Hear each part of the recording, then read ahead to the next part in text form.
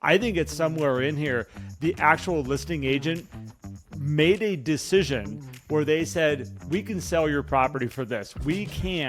This is a good price for your property. They made a decision in there, and now they're having to come in with information that totally goes against what they told them that they were going to be able to pull off and they were going to be able to do. And yeah, they are offended because now they have egg on their face when they're sitting there with their client going, so remember I told you we could get a pretty solid 550. Well, I have an offer here for 480.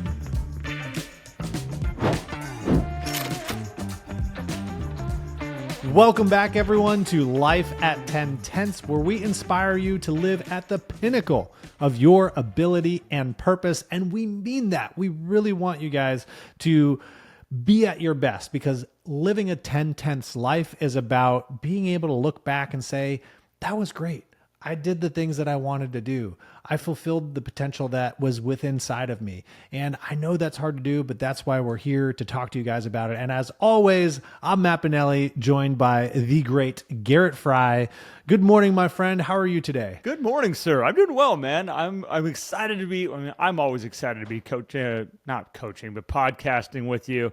Always a fun morning, always a great way to use energy, because it's early here, man. It's always early. I've had a lot of people ask, like, what time do you guys do this at? And we get started a little early on the West Coast. Nice way to start the day. Not as early on the East Coast. Obviously, I wouldn't mind starting a little earlier myself. But hey, this is what happens when you do a professionally studio recorded podcast where the hosts are 3,000 miles apart. Which is amazing. It's so cool, this technology, man. I'm grateful for that, and grateful for all of you to be here with us. We have a fun episode. We're getting tactical here because, Garrett, you brought this up, and I've heard this too, and it particularly happens over the years, and it's not market dependent, but people getting offended through a piece of paper. Yeah. And it's just like, wait a minute. What are we doing here? Why are we're supposed to be step down transformers. We're supposed to bring the energy down in a transaction, but a piece of paper comes in and all of a sudden we just blow the lid off of things. So, what made me bring this to the table, Matt, is I started about a month ago. I was watching, sellers. They had the property, they put it on the market. They wanted to sell it for a certain price, and an offer comes in, and I would hear the agent go, oh man, my client blew it out of the water. And we talked about never let the deal die on your side of the table. Like, always negotiate out every deal that comes in. We did a podcast on that. And what we were watching was these sellers getting offended. What I think is really interesting is it's now I'm watching the realtors get offended. So it's like, it's one thing to the client to get offended, but now we have this realtor that this offer comes in, and they're like, well, who do they think they are submitting this? And then bringing that energy actually to the client. And it's like, oh my gosh, do not contaminate this person's ability to be able to make decisions. You are just the giver of information. You are just the one going, oh, you want to buy it for this? Here, let me hand this over to you. Do you want to sell for this? That's about as much energy as you should bring to the table.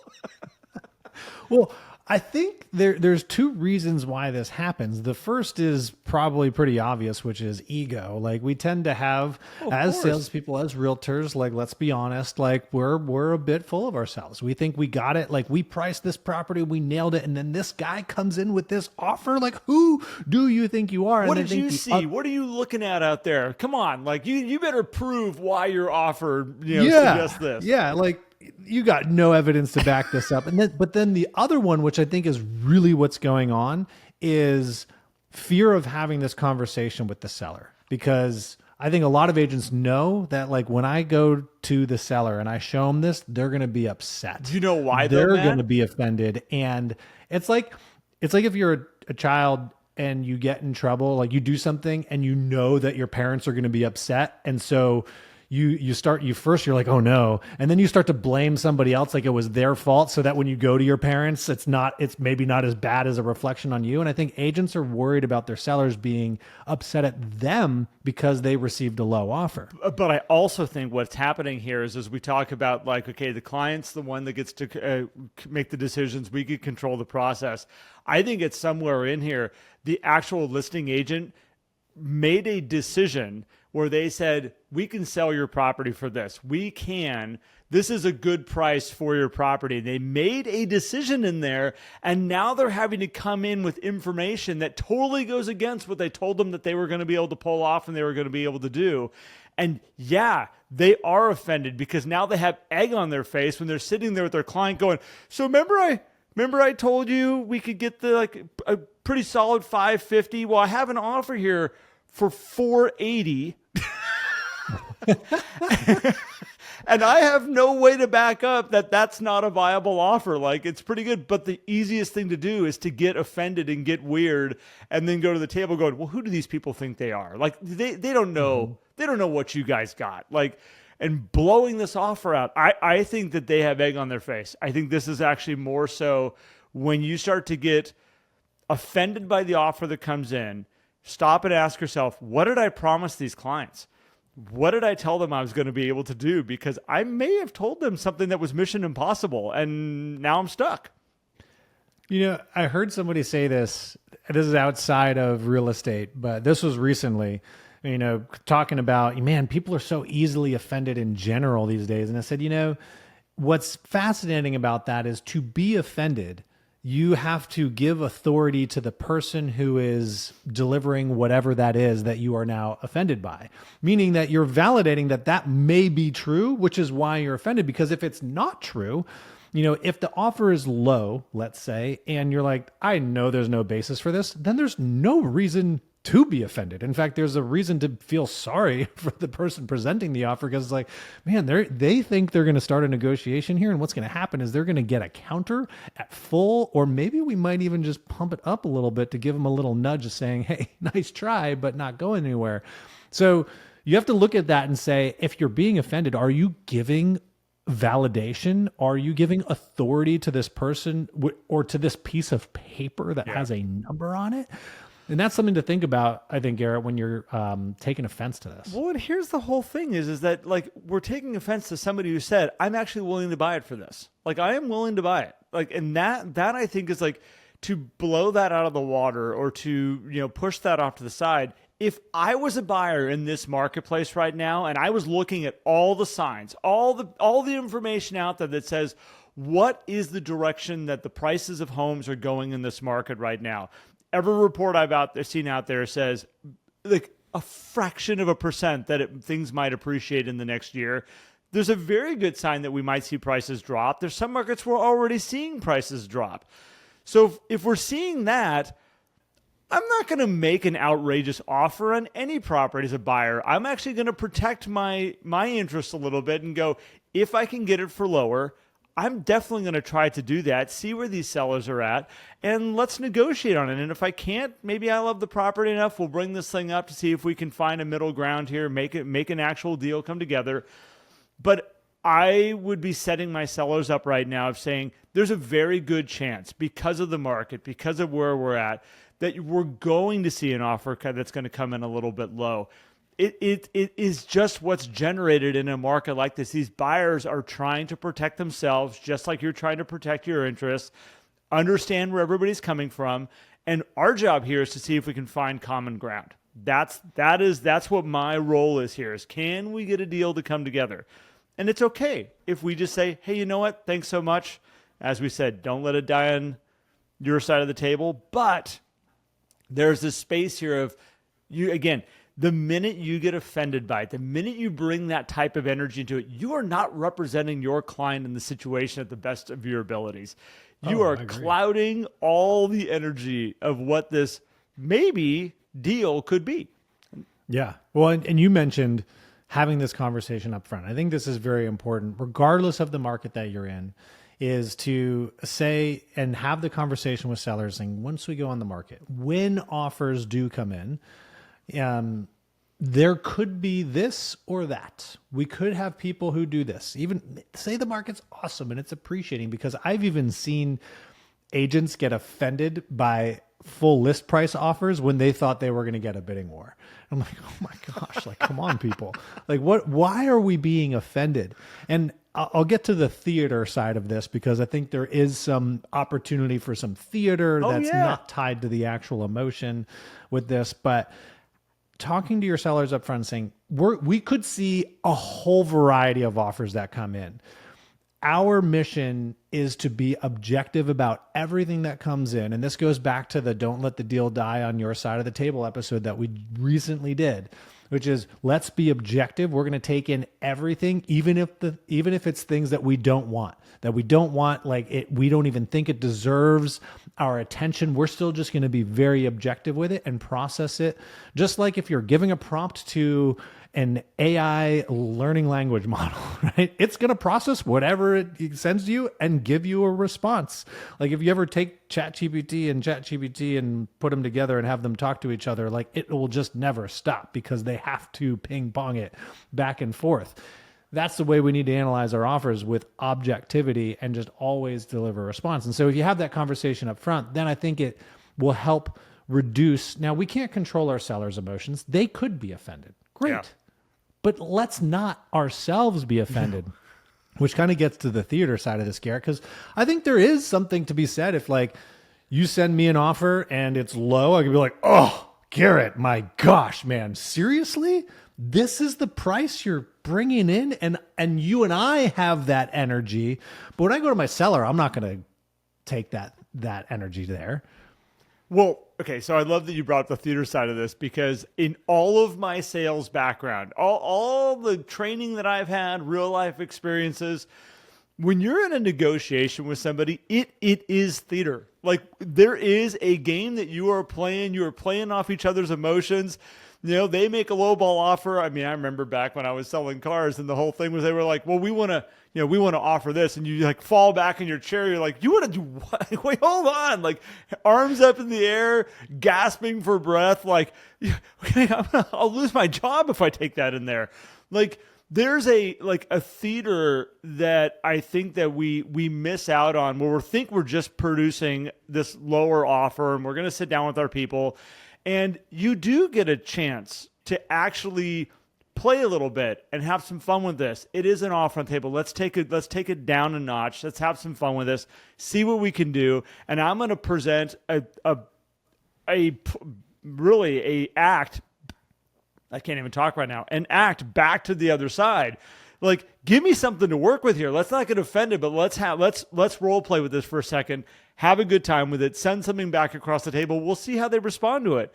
Because I can deliver back a full price offer going like, whoa, we have a really awesome response to your offer that you gave to us.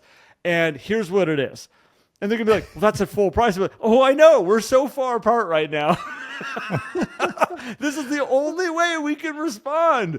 Like, is there anything in the middle here that we have that we can work with, though? Is there something closer that we can get to this and have some fun with it and see where we're at? Because this is how you test the waters. And this is, Matt, why I think this world that we're in right now, where we're texting offers back and forth and we are, emailing offers back and forth, and we don't get a chance to hear the tonality and the energy of these people.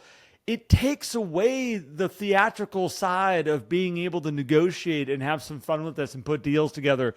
Because if anybody's gone in, and again, I use cars as an example because I have a background in this, but it is a theatrical experience, like where the salesperson's running back and forth. And if you go back in the actual sales manager that they're trying to negotiate with, there's an act going on back there between the salesperson and the sales manager. And then they come running out and they got to put on their performance out here, like sitting at the table with their clients. There's this piece that you lose when you're detached from the clients, when it's just pieces of paper. And I think that's where, Matt, that might be a place where the offense is actually coming in, is because you can't really understand where these people are coming from. All it is low numbers. All it is numbers that are way off of what you wanted. We got nothing more to work with other than that. And who do they think they are? and maybe because you have no release of that energy, because I love the theatrics. I love watching car negotiations. Like they're all over Instagram and stuff. And I love it when they're getting into it. And people are like, well, those aren't real. Some of them are, and some of them aren't. I get it. But like, it's fun watching people go back and forth and the emotion and the energy and the drama. And then at the end, everybody's happy because somebody sold a car and got money, and somebody bought a car and gets to drive away in something they really want to drive. And in real estate with this, like, put yourself also in the buyer's agent's shoes, right? When this low offer comes in, that agent probably had a conversation with their client, like, I don't think they're going to like this. Like, I guess I'll write it if you want me to. So when you respond with, oh, Garrett, I cannot believe this. Oh, my seller's going to be so angry. But I'll bring it to them. I'll let you know what's going to happen. But like, this is not a great starting point. Are you sure we can't do anything different? I'm sure it's what my client wants to do. That you're going to go back to your buyer and be like, well, what did they say? Well, kind of like what I already told you. Like they weren't happy with it. We're going to hear, but like it didn't sound good going in. Here's something that I think also then you transform when you talk to your client. And I know sometimes it can be scary with clients, even if you had the upfront conversation. And I think I mentioned this on maybe our prior podcast, but I do love watching negotiations. I do love the real estate shows. And Josh Altman, who's on $1 Million Listing LA, this was like years ago. I always loved watching him present to clients, and whether you believe those were manufactured or fake or whatever, anytime he'd present any offer to a client, he's like, I have great news for you. We have an offer. And there's this one, and this happened multiple times with this one call that he made, and he was like, the offer is X. And the client was like, Josh, that's terrible. Like you said, we could be up here. Like that is terrible news. What do you mean that's great news? He's like, oh, it's great news because we have an offer. Like we're in and I'm like, yes, that is the energy you bring to talking to your client, even if it is. And so he didn't say it's great news. We have this awesome number. It's great news. We have an offer. Right. And like, let's talk about what we want to do. And obviously there's nuance with your clients, but then you get to have the, what's your goal conversation versus being stuck on this lowball price that comes in. And so there, you gotta work that energy differently, even if you got to pump yourself up and just diffuse this offensiveness that comes in from a number. Like, no one's threatening your life here, right? Yeah. Well, again, Matt, and you talked about like the online where they show the negotiations, and like it's one of the reasons I actually love buying cars. Like I love the sales experience. I am one of those people that I love getting into the negotiations. I tell people all the time, I've told them for years, you want to go buy a car, bring me with you. Like I want to go do it because I don't love the test drives. I mean, yeah, it's fun. I love cars.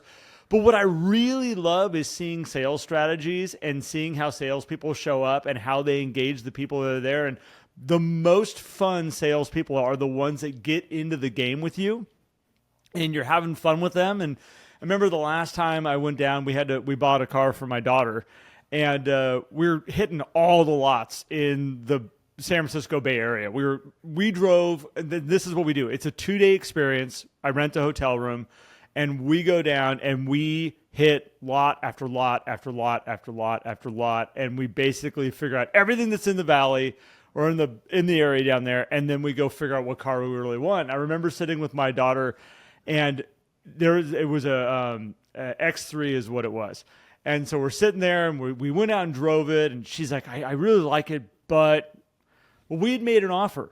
I threw an offer across the table at the salesperson, and the salesperson was like, let me go see what I can go do. And he jumps up and he runs away, and he was really theatrical. It was this amazing black dude, just energy just coming out of him. And I was like, oh, this is fun. Like I was in the game. Like I was ready to buy a car.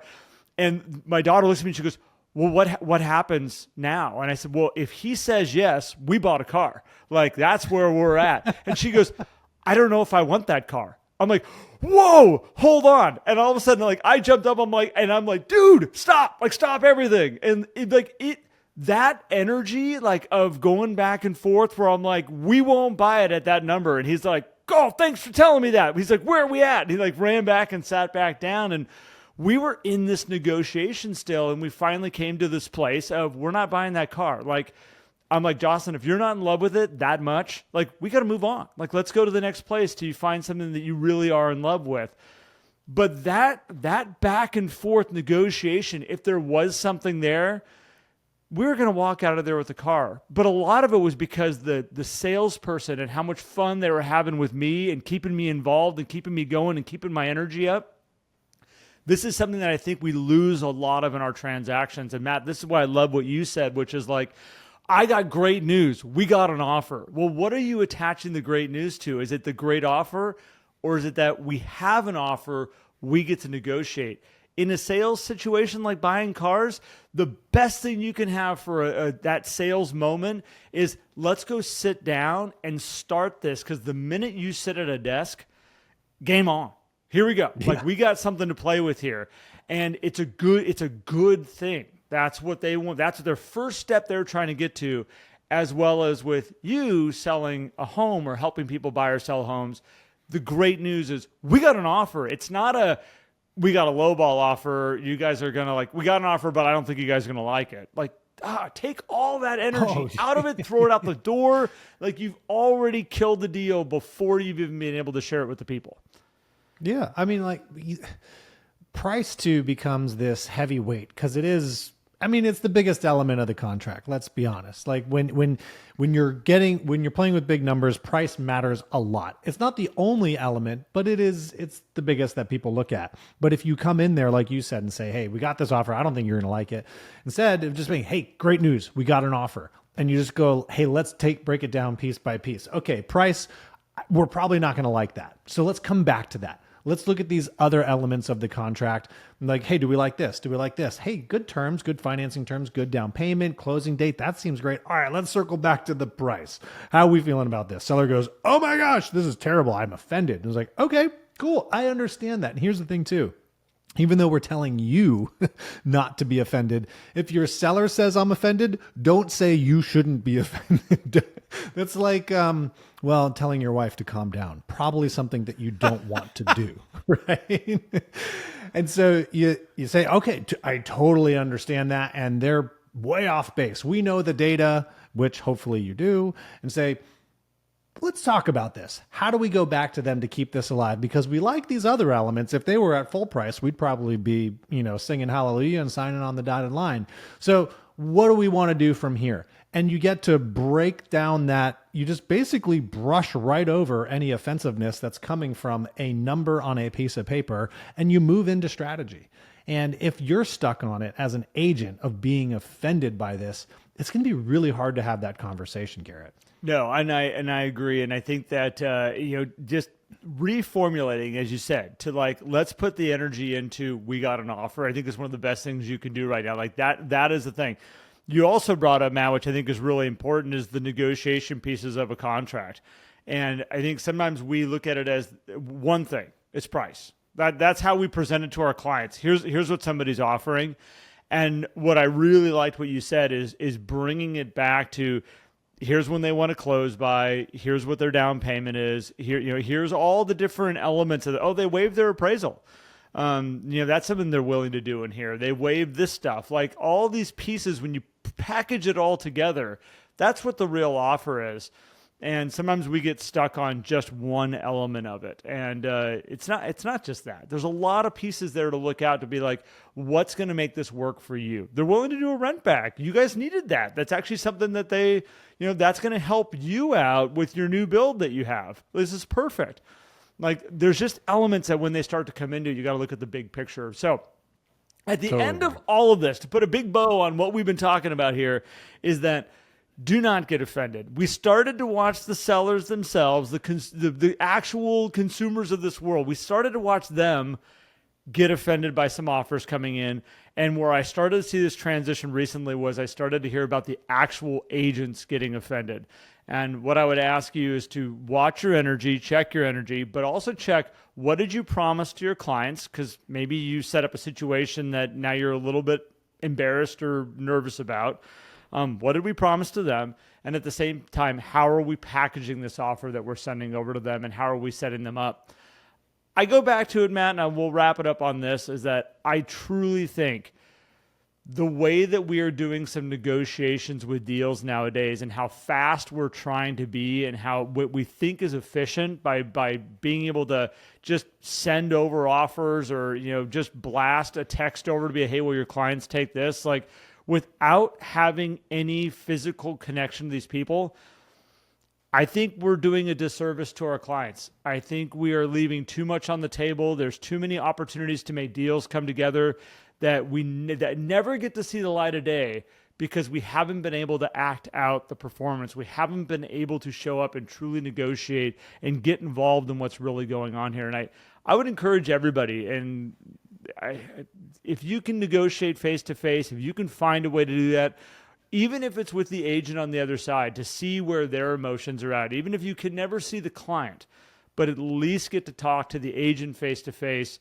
there's power in that. And if Zoom is the way you're going to do it, I guess that's it. Gosh, I'd love sitting across the table from somebody in a negotiation. It's just fun. And you get to make a deal too. That's what I love. Is when you're sitting together face to face, that's when deals typically happen. We can figure things out. We can work together. So, anything else, Matt? Totally agree. No, I love that. I'm glad you brought that in too. Because we can do better out there, guys. And so hope you guys got some good value out of this one. Yep. Appreciate everybody listening. If you want to learn more about what we got going on, Life at 1010, so there's lots of different ways you can come and check out what we got going on. We have the inside track. Very easy way for people to come into our world, be able to get lots of tidbits of information every single day. We've got something going out in there that's going to make you think about things differently, bring different energy into your business, help your clients out in different ways. If you want more, we have an amazing group. I keep going back to, it is so much fun. The people that are coming into the 11 Circle, this is our group coaching side. We have lots of stuff that happens around that. And that's something else you can come check out. Come get your free trial. We get 7 days. Come in and hang out with us, see what it's all about. We'd love to have you in there. And until then, Matt, we got more great stuff coming. We always are going to have more episodes coming for you. So thank you, everybody. Thank you, Matt. Have a great day, my friend. Thanks, everyone. We'll see you soon.